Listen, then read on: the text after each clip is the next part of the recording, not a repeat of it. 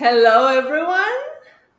Hi, folks. Welcome to another live event from Product People. We have a very exciting presentation for you here today.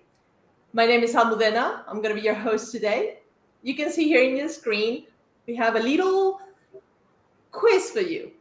So if you go ahead and you scan the QR code with your device, or if you go to slido.com and you enter that code, then you can see all the questions that we will have for you during the presentation. And we really want to hear from you. So please do it. Go ahead, scan the QR code with your device, go to slido.com and enter the code. We really want to hear from you. We're just going to give 1 minute. 1 minute. We're going to give 1 minute for people to join. And then I'm going to tell you a little bit about myself. And then I'm going to tell you about my guest today, Alexander. We're super excited to have him. And I'm going to tell you a little bit about the presentation. But it's mostly just going to be Alexander. And that's why we're all here today. Just so you know, we're live in several platforms. I'll tell you a little bit about it in a second. And this is going to be recorded, so you can always watch it. So we're just going to give a second, maybe 1 minute. So everyone, let's get going. I want to see your answers.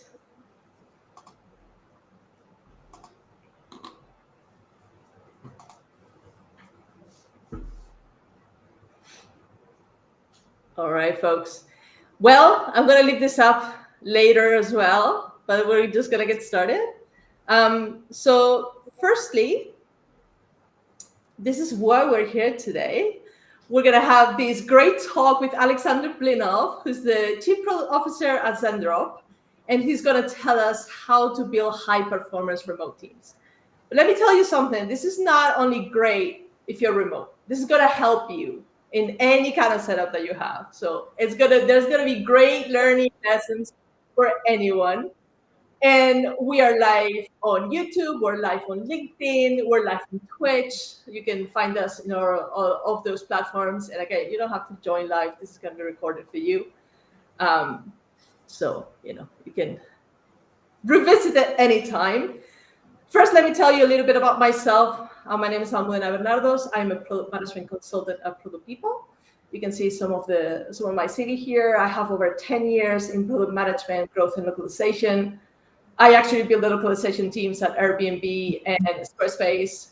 Great times. And then I pivoted into product management full time. And this is what I've been doing for a long time. And I love it. And that's why I'm here today. So, this is there. You can always find me. You can find me in our website. You can always schedule a call with me if you want to learn more about how we do product management at Product People or more about our services. Now, talking about our services, what do we do? So let me tell you how we make money, and let me tell you about how we give back. In terms of how we make money, we just allow companies to deliver great products. So we do interim product management. We come in. It could be a project kind of situation. It could be a fixed time situation, but we help cover needs. We help cover maybe knowledge gaps when you need a product manager that can do a certain kind of job. We help drive product operations, transformation, acceleration, all that kind of good stuff. And we are a team of about 40 consultants in-house. So we have a little bit of everything for everyone. And how we give back. We have over 60,000 members of our community, and I can see some of you here, so thank you for being part of our community. We have these online events every couple of weeks. We also do events in person in certain cities, so make sure that you follow our socials to make sure that you never miss any of them. Now, let's just get started with one icebreaker before I'm going to give the floor to Alexander, but for now, this is the question we have for you. Again, if you can just go ahead and scan that QR code on your device, or if you go to slido.com and you enter the code, you will be able to answer this question. Where do you think most product teams will work in the next 5 years? We have some options here. Mostly back in the office, 100% remote, no office at all, a mix of office and remote, what we call the hybrid model, or in virtual reality with headsets on. I know that as a gamer, I know what my answer would be. I'm really digging this VR situation. But we want to hear from you. So, go ahead, give us your answers. We want to hear from you. And I'm going to give us maybe a couple of minutes just to get this going.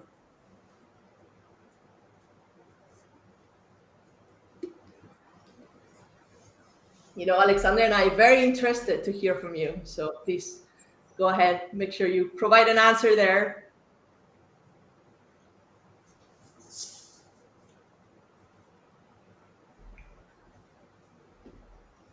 Let's maybe one more minute.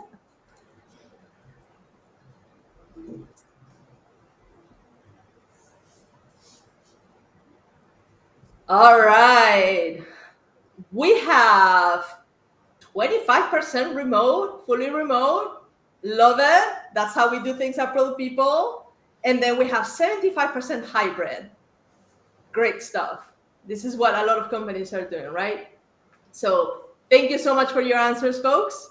Now we're going to go ahead and without further ado, I'm going to give the floor to Alexander. Alexander, thank you for being here today. We cannot wait to hear from you. So please feel free to go ahead and start your presentation. Yeah, thank you very much, Almudena. Thank you for having me today, and thanks for this icebreaker and introduction. And actually, I'm curious why nobody thinks that we are going to work in virtual reality in 5 years. I believe there should be lots of tech geeks that listening for us right now, and if I take part in this question, I would rather say that we definitely go to a virtual environment at some point. Okay, so today we are going to speak about building high-performing remote product teams.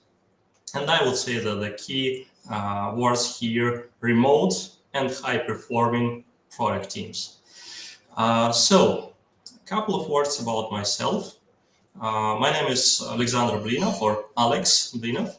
I've been working in product management for over 16 years now, and through industries like e-commerce, fintech, telecommunications. Over this time, I've built products that reached millions of users in different parts of our planet, in North and Latin America, in Europe, Africa, Asia, Arabic-speaking countries, so I believe almost everywhere. And right now, I'm the Chief Product Officer at Zendrop. In Zendrop is a fulfillment and dropshipping platform for e-commerce businesses worldwide. And for the last year and a half, while I'm with the company, we've grown fast, and every month today we onboard over hundreds of thousands new users. So it's a crazy scale and crazy growth. The most interesting part that the majority of our team is remote. And for me, it's been like a pattern for the last 6 years now. So I worked with remote and distributed product teams, and I've been a part of building them up to truly high-performing pace. And today I'm going to share with you what I've learned on my journey to truly remote-first environment. So when the world went remote in 2020, when the COVID hits, the first instinct for everyone was just move meetings to Zoom and move chats to Slack and carry on, and you will figure this out. But the truth is that tools don't build performance, and you need to build culture, clarity, and accountability to actually support team's performance. And you can give a broken team the best tools in the world, but they'll still struggle. And you can give the high trust aligned team very basic tools, and they will thrive. So in the next 20 to 25 minutes, I'll walk you through 3 main things. First, I'll share with you my own path to remote.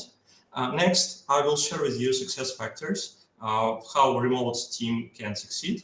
And I would like to discuss with you some myths that are very common today. And finally, I will share with you my perspective on what to expect in the future on remote product management. So I started my path to remote in 2020 when I was at Yandex. When COVID hit, like many of you, our team suddenly went 100% remote, and it wasn't planned, of course. It wasn't gradual, it was immediate. So it kind of became a new normality for everyone. And before that, the remote work was kind of mainly an exception, and suddenly it was the only way forward. So what did I learn at that particular moment? It was importance of the basic remote hygiene. So having a proper work environment at home, not just a laptop on the couch, but a defined space that's kind of signaling you that this is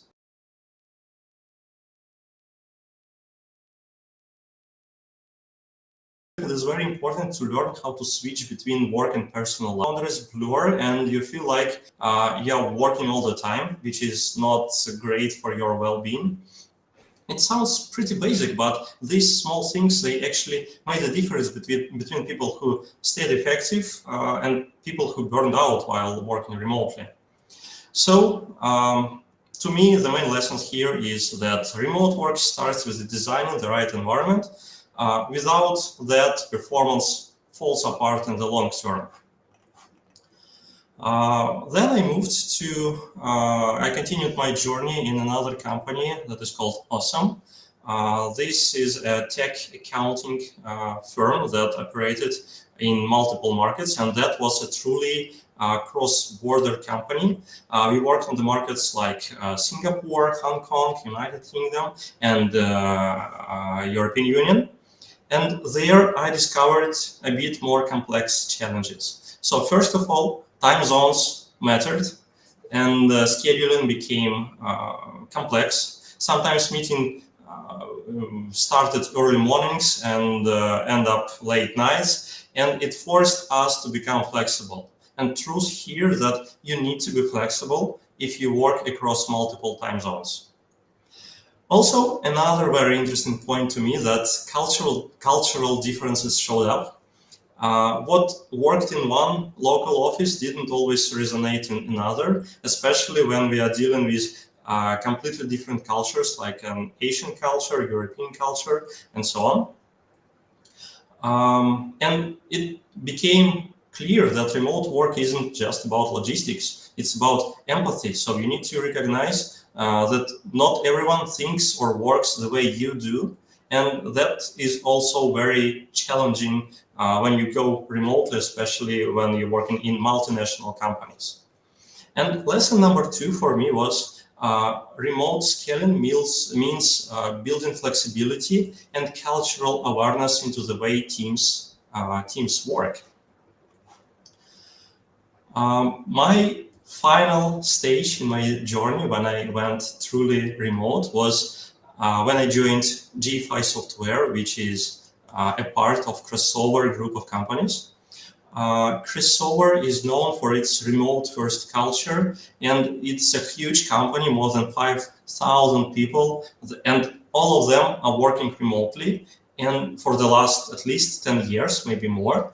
And my team, including product, engineering, and stakeholders, spent over 15 time zones from Australia to Texas, United States. And what I've learned there was critical. The only way how this can work, how all of us can work together, is asynchronous collaboration and strong processes. So in that company, we had templates for everything. Templates for decision making, for sprint planning, for documentation, and that consistency constantly kept us aligned. And also, what were really important, that people had to be flexible with their schedules, because you always need have some time where all the team can gather in one virtual room and discuss things. and this is not for everyone. And my colleagues from Australia, they always worked late hours up to 2 or 3 a.m. And for folks in United States, they started their day early at about 6 or 7 a.m. So this is about flexibility and adjustment if you want to survive in this environment. And most importantly, async communication became the default. So if we had tried to run everything synchronously, the team would just simply collapse under time zones pressure. Okay, so what lessons have I learned? What other lessons have I learned from this setup and from this tenure? First of all, hiring matters. One of the most powerful lessons came from crossover. It was about hiring. This company claimed that they hire top 1% of talent worldwide, and their hiring process is 90% automated. So real persons show up at the final stage of the process when you handle all the questionnaires, all the tasks, asynchronously, remotely, and offline. So remote, and this leads me to the point that remote isn't for everyone. You need people who are self-driven, disciplined, and excellent communicators to succeed in a remote environment. And remote setup could be especially tough for juniors who often need closer mentoring and informal guidance. And that's why I believe junior people, when they are just starting their career, it will be much more efficient for them to work in offline or at least hybrid environment, and only then go fully online. And for remote, hiring mistakes are expensive. So if you hire wrong person, it can create delays and misunderstanding, and factoring multiple time zones, you will discover that something going wrong only a couple of weeks, maybe months after hiring. So if you're going truly global, truly remote, you need to pay special attention for hiring people and hiring processes. Another lesson I learned that async first processes matter. At crossover, again, everything was process oriented. We had rules for async updates. We have standards for how to document progress. And what I really liked at this company, the approach for decision making. So first, a responsible person should outline the proposed executive decision in written, and they also should specify at least 2 other alternatives they considered, and they also should clearly outline why the proposed solution is the best. And after that, when manager read this document, they definitely can see what other alternatives were analyzed, and this covers almost 90 to 95% of doubts and questions. And less questions is important when you're dealing with multiple time zones. So think of it this way. In office, you can just turn around and ask your colleague. In remote, you might wait for half of a day to get the response. So every unclear sentence, every missing detail costs hours of productivity.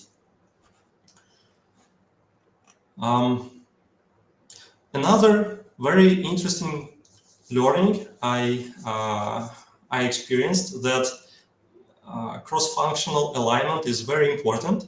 And when I worked at Osome, we had multiple local offices.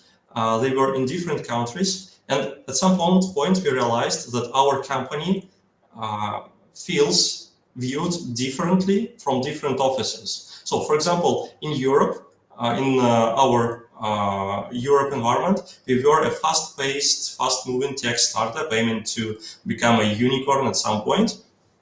In Asia, we looked more like an accounting firm focused on doing whatever it takes for customers to compile custom reports and win all the customers with a lot of customization. While in the United Kingdom, we were like a small company, a small group of people still trying to find their product market fit. And it's dangerous for the company, because if teams don't share the same vision, they can't collaborate effectively. So the big lesson here is that you have to fight silos, and you should make sure that the whole organization sees the company goals in the same way. Otherwise, remote setup amplifies this disconnect. And in hybrid setups, remote workers can very frequently feel like outsiders, and they miss the casual chats, the hallway conversations, and so on. And that very often leads to stress and disengagement. And that's why remote culture has to be intentional. So today at Zendrop, we conduct calls similar to virtual water cooler talks. So it's calls without any rigid agenda. So anyone can just bring any point they want to discuss. We also deliberately run virtual coffee events just for informal sharing. We always encourage cameras on, not to monitor people, but to create presence. And also companies sponsor offsites for people can just bond in person. So culture doesn't happen by accident, and you definitely need to put your efforts to make sure that the chemistry happens. So also, it is very important to have clear goals and objectives in remote setup, because ambiguity is deadly. People need to know what's the priority, what does the success look like, and how we will measure it. So today in Zendrop, we emphasize that over-communication of goals is normal. You can't say it too many times. It's okay to over-communicate things. Also, clear goals for everyone, for everyone to know what matters most, and public recognition of progress that keep morale high. That is something that we practicing on a daily basis today in Zendrop.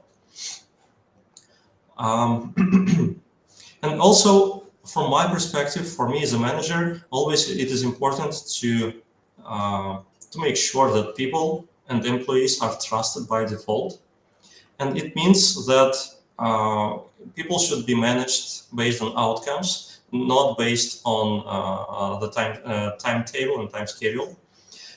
It means also that teams should be empowered with autonomy and enough power for decision making. And also it means that people should be held accountable for results. But at scale, it doesn't mean zero control at all. It means that people should be trusted by default, and they should be controlled through transparency. So another example which I had at Crossover, every employee at Crossover set up a monitoring software on the local machine. It was uncomfortable at the beginning, but later on everyone forgets about it, and the problem only happens when someone tries to abuse the system and abuse the company. So the lesson for me here is that leaders must trust their teams, but also create systems that keep accountability visible. Let's talk about some risks that might happen when we work remotely. One risk that emerged in remote setup is overemployment, when people secretly working multiple jobs at once. But let's be clear, remote setup doesn't cause this. The real drivers of this behavior is there are multiple drivers. It's dissatisfaction with income, feeling disconnected from meaningful and contributing work, lack of growth opportunities, and maybe boring and repetitive tasks. And as a result, is the person who is practicing this is burnout and disengagement. But mitigation here is very simple. Pay fairly for a salary, design challenging and interesting work, and create opportunities for growth. And I believe it is perfectly achievable for product communities for product companies, because product work itself is very challenging and very rewarding. So no need to find some other tenures when you contributing to one great product. Another risk is losing efficiency and speed. This is because information moves slowly and team frequently lack context, and that's why decision making might take longer time. And to fix this, it could be fixed with a cultural and structural approach. First, you should encourage broad information sharing. It would be absolutely amazing if you will involve teams in creating vision and creating goals for the company. Also, priorities should be kept visible at all times. So any employee should know where to go to see the priorities and goals we are trying to achieve.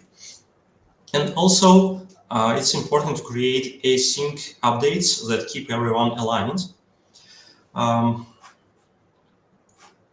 Another risk that I might foresee in this setup is higher staff turnover. So remote work can lead to higher turnover because people usually feel disconnected, and that may not they may not understand why decisions are made, and they may feel their work doesn't matter, or they may not feel accountable for outcomes. And as I mentioned before, mitigation is very simple here. You should communicate decisions clearly, involve team in decision making, and recognize and value team's contribution here. And I believe this is mainly for leaders to work harder to keep this connection alive in remote environment. And what I'm taking with me today for Zendrop to do the proper this hybrid remote setup. So we've built rituals and async habits into our DNA. We write more documents, we record in Zooms, we give and receive more feedback asynchronously. When you work asynchronously, it means you will write more. So this is a reality. And we respect time off. No expectations of instant reply, but still important principles that the person should be responsible for collaboration.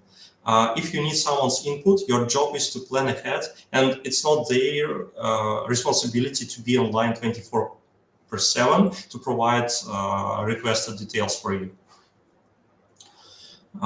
It also in Zendrop, we host virtual coffee chats. We share our personal stories where people live, what their daily life looks like. That's how we encourage informal bonding, and we also sponsor offsites, bring team together face to face. And these small things they keep people connected.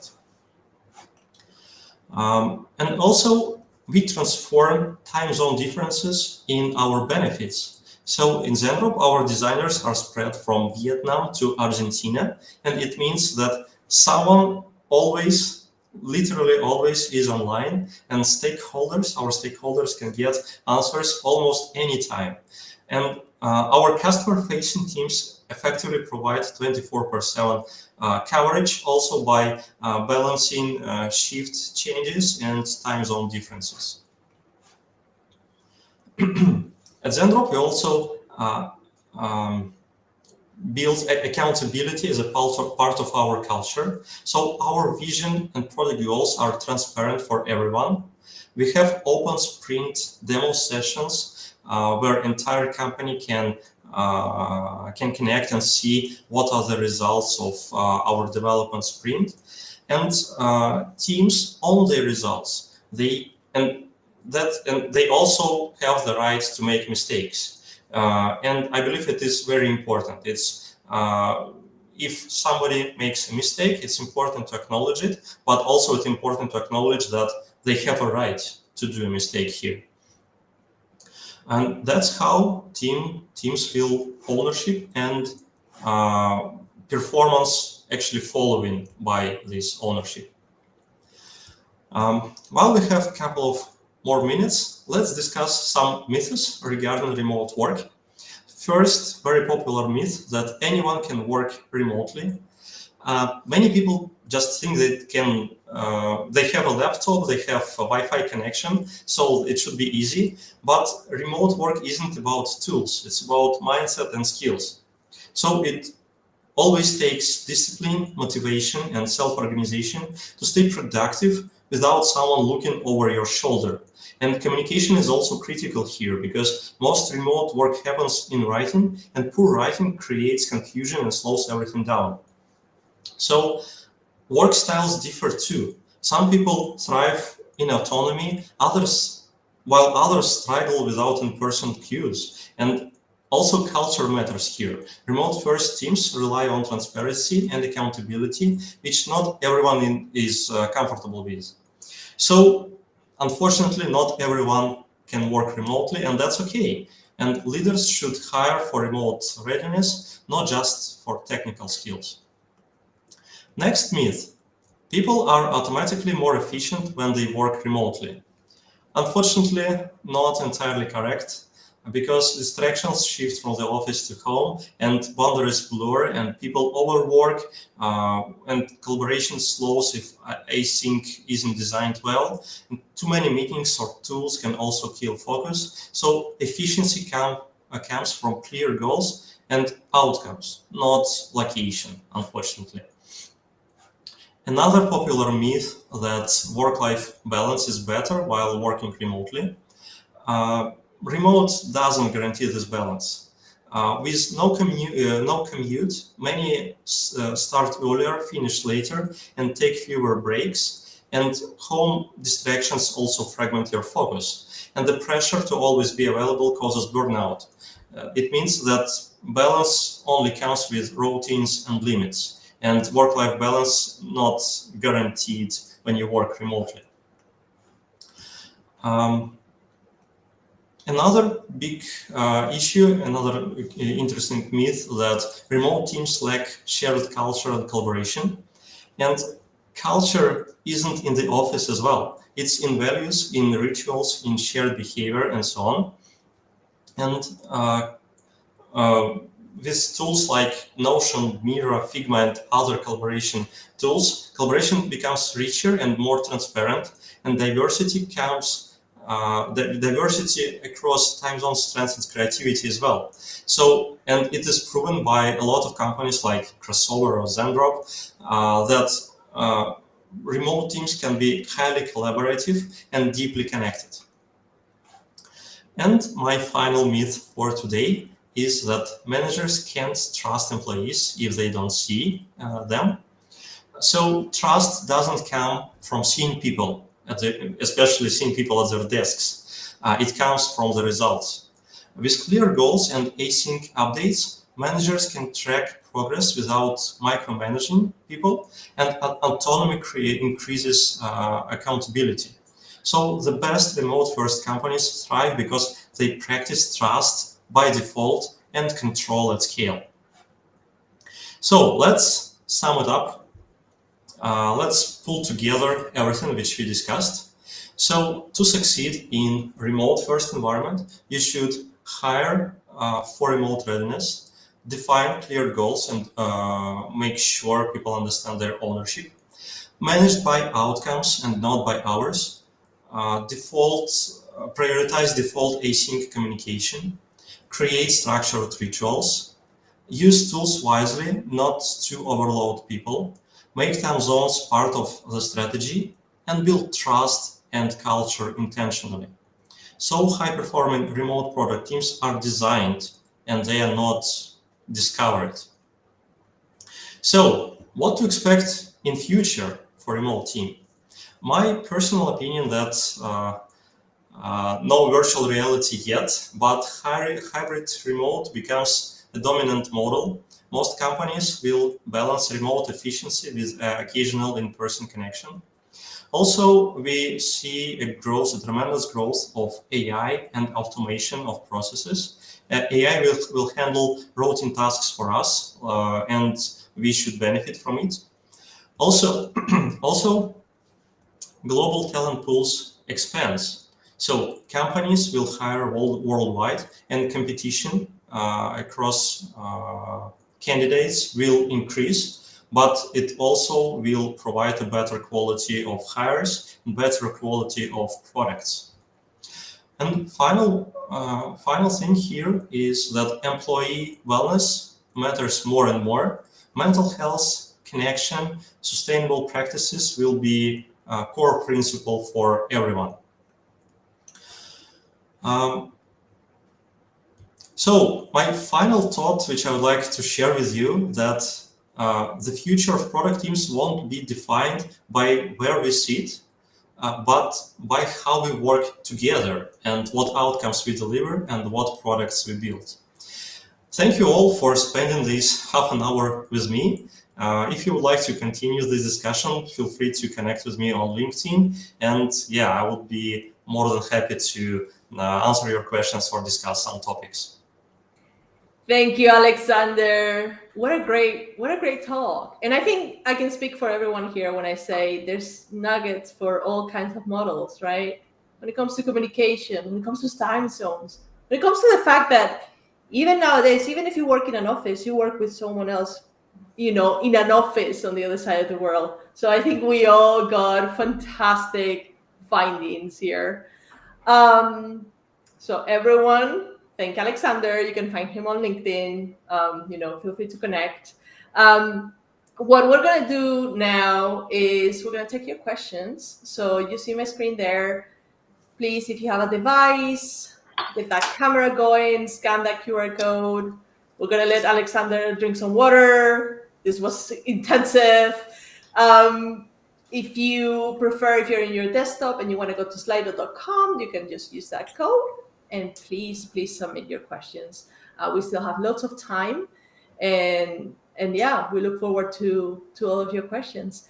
Now, what we're going to do while you think your questions, right, have this open, think about it, just start submitting your questions. I'm going to tell you a little bit more about product people, and then I'll go back to this slide. Don't worry, we're not going to lose it, so you're going to be able to answer more questions. To ask more questions. So Alexander can answer them. Now, here are some use cases about when to call us, if you need to hire for a position. It takes 3 to 9 months to hire for a role. Parental leave covers, it could be 3 to 12 months. If you have anything urgent and you're not going to be able to ramp up the hiring, call us. That's what we're here for, right? This interim fractional product manager or product leader services. We have all kinds of levels here. Now, product management, program management, product operations, anything about the backbone of how product teams should work together and how they should communicate to the rest of the company, how to create processes, programs around it. We're here for you. And then obviously transformation acceleration. If you want to shift your company to be product-led, we're here for you. And if you also want to make sure that your product strategy makes sense, with that your team structure makes sense for what you wanted to achieve, that's what we're here for. Here are some of our selected B2C customers, our clients. Some of my favorite brands are there, and I was lucky enough to work with some of these folks. So you can see some here. Same with B2B, great stuff. You can always look at our website and you can find all the use cases there, all the case studies. We have tons of great information there for you. Some stats about us for the numbers people. We have supported almost 700 cross-functional teams. We have 40 product leaders and product managers. I said this at the beginning as well. And we are 59% women in the team, 60% leadership, which I'm really, really proud of. And now we're back to this slide. So again, just keep asking us our questions. We got some really amazing questions now. So Alexander, I'm going to hit you with them. I know you're ready for them. So the first one is, how do you make sure as a product owner that the developers are actually working and not just pretending to work? Great question. And I will give you a perfect answer. You shouldn't be worried about it at all, I would say.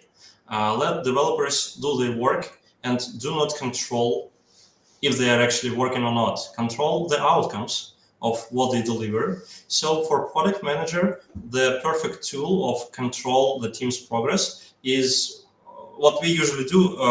We follow Scrum rituals, meaning that before each task taken into development, it is groomed together with the team and decomposed together with the team and tech lead. So you as a product owner see how the user story is structured and how it is decomposed on the subtasks. And then team, during the grooming session, during the poker planning session, they actually estimate each particular task in story points. And that is how you see how much effort is needed to deliver this particular user story.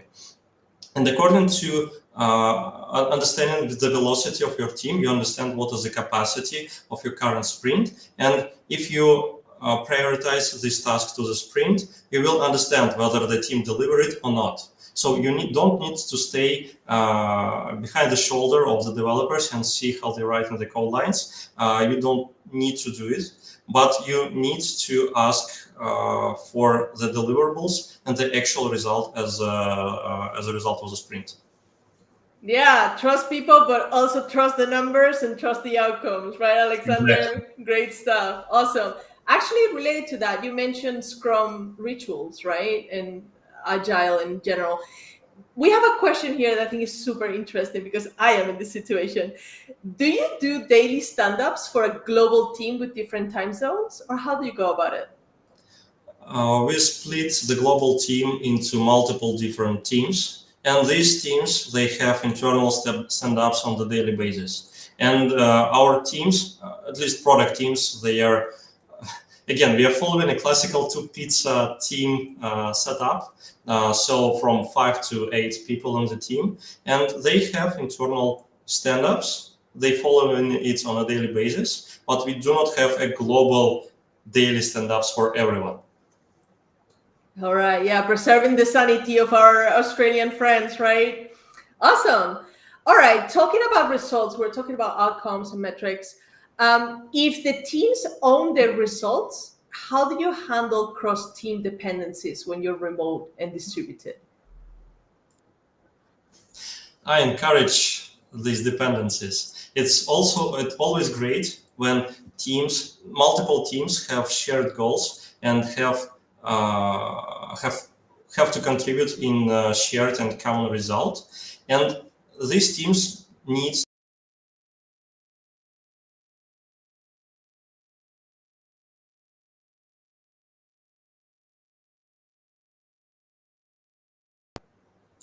Can you hear me all right? Can you hear me? We have it. We have you back, Alexander. We lost you for only like 5 seconds there. So if you don't mind Yeah, repeating I it. saw that it said that my connection lost. Sorry for that. Thank you. So there is no silver bullet how to handle these cross-team dependencies. The only thing you should do is to encourage product owners of this team to collaborate more and to communicate more, and that's how they will find a common ground. That's great. You mentioned it before, right? Over communicate, over communicate, over communicate. Exactly. Amazing. All right. Another great question. I love this one actually. How do you ensure that a candidate is suitable for remote work during the interview process? So to me, readiness for remote work is kind of a part of culture fit for the company and for company setup. And culture fit usually checked with 2 different approaches. If we are speaking about product management hiring, we spent a lot of time on behavioral questions to understand how this person performs in different situations and tackle different tasks. And another second very important part of the process is interview with multiple team members just to check whether there is a chemistry and whether this person can collaborate effectively with multiple people from your team. Great. And for everyone who's listening, if you don't know what a behavioral question is, There are questions that are around situations or scenarios that you have encountered before. So as you explain your experience, the interviewer can see how you reacted and what's your mental model to approach these things. Great stuff, Alexander. All right, we got so many amazing questions here. Another one is, we talked before about cross-functional dependencies. We talk about developers not doing their jobs, whatever. But just this concept of there's a lack of transparency when you're not next to someone, right, in an office. So a person asks, how can I initiate the process of enforcing accountability?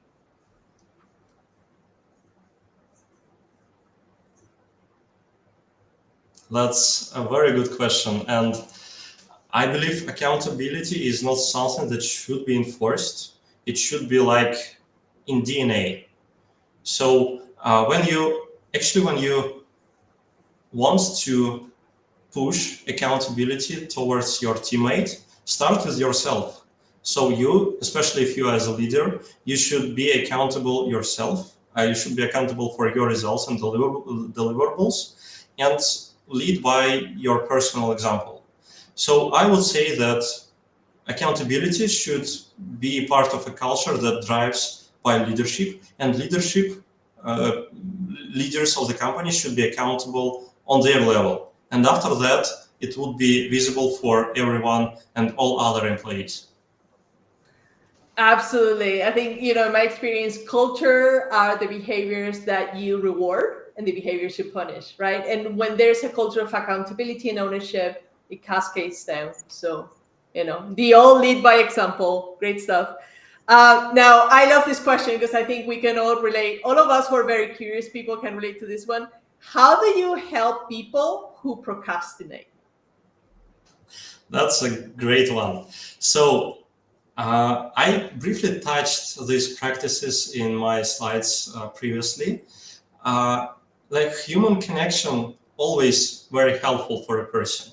So if you see that someone is struggling, or if someone saying to you that they are off or they are procrastinating, first give them a personal touch, making sure you understand what is going on in their life, in their environment, where are they, what is happening, how's the weather outside, and so on. And also make sure that goals and priorities are clear for this person. And usually these two things, they encourage everyone to show up and to start actually doing their work. I didn't see, not often I saw that something else should be done in a situation when someone is just procrastinating. Yes. And if not, just slap a deadline on it, right? Deadlines are good for against procrastination. Awesome. All right, more great questions. What tool do you mainly use for task management? And it could be, if you use a personal one, I'd be interested on that one too, Alexander, if you use a different personal one than for work. Yeah, sure. Let me start with our company task management tools. So for product and development, we of course use Jira. I believe it's a classic standard for everyone, very convenient tool set. For management, for upper management level, for our founders, we also introduced Basecamp and some top issues, high priority issues, especially cross-functional, that covers not only product and tech, but also marketing, analytics, and so on. It is usually managed in Basecamp. And so far, so good, although there is some kind of friction because we have two different project management systems, but understanding who is using what and why we are using both of them is helpful, and we get used to it, and this is pretty much efficient. For my personal planning, I do love Trello a lot, and especially because when you drag and drop tasks when you just finished, it kind of gives you a dopamine, and you feel the achievement when you just drop the task to the other column. And actually, I manage a lot of my personal projects in Trello. For example, me and my wife planned wedding in Iceland using Trello, and it was amazing. It was transparent and it was clean. So yeah, I totally recommend Trello for managing weddings. I love asking these questions, Alexander, because I think that being a product manager is a state of mind, right? We can't turn it off in our private life. All right, awesome. More questions. Folks, we have 9 minutes left. So, we'll do our best to answer your questions, but we're getting lots of great questions. Again, if there's any questions that you have that Alexander is not able to respond to, please find him on LinkedIn. Now, I may have spurned this question. Does reward and punishment can help accountability to grow?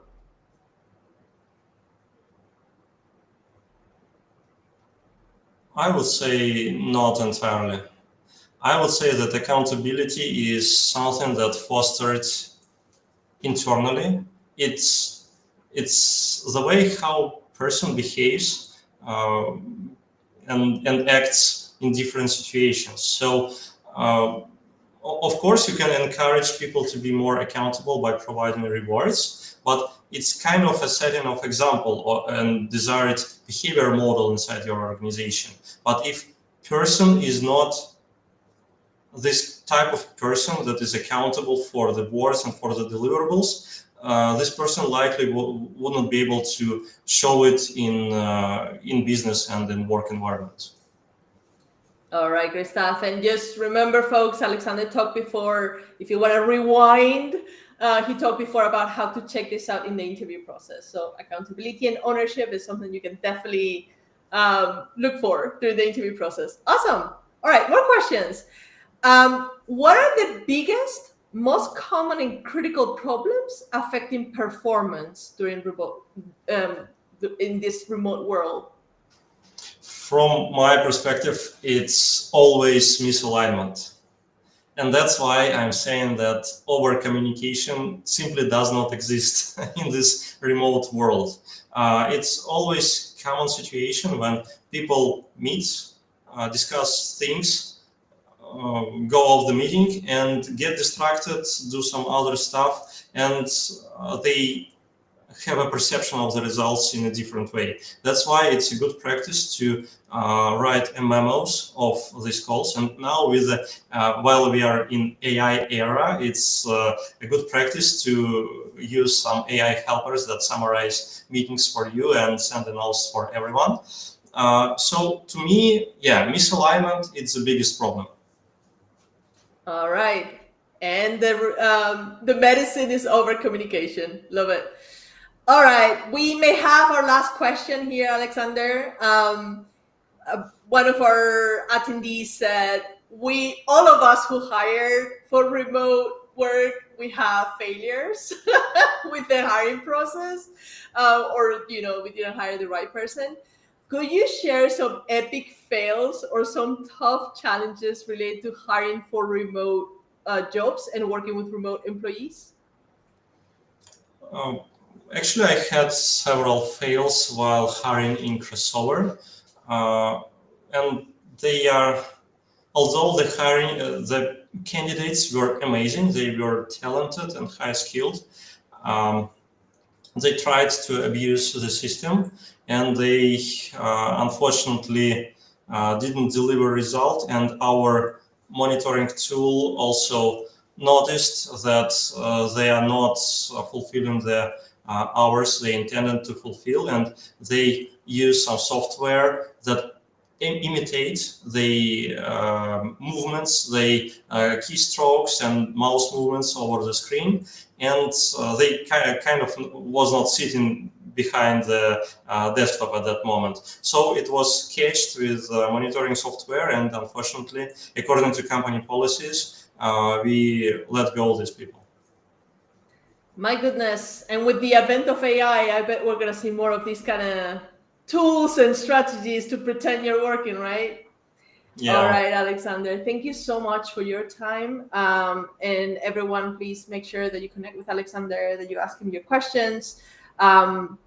before we part ways, just to thank Alexander again. It was a pleasure having you here. And everyone, please rewatch this. Tons of great stuff. I also want to tell you a couple of things. One is we're always hiring, come join us. We have a really fun remote work culture. Like Alexander said, culture is not in the office. It's about the way you behave with each other. So you have the QR code there. We're always hiring. Also, subscribe to our newsletter. It's really fun. I personally love the writing on it. I know the folks who are behind it. They are super fun, amazing folks. And you're always going to learn something new in the newsletter. So please subscribe. And just giving you a heads up about our next live stream event, which will happen in a couple of weeks. And it will be with Amélie Cosigny, who's the Chief Executive Officer and co-founder of Vi Health. And it's called Minimum Viable Chaos, Building Products and Companies from Dust. I'm sure we've all been there. So Alexander, thank you so much again for joining us. Everyone, thank you for joining us if you're watching this live. And if not, I hope you got a lot of amazing nuggets out of this conversation. I know I did. So thank you, Alexander. Thank you very much. It was a pleasure being with you today. Thank you. All right, folks, take care. Bye-bye.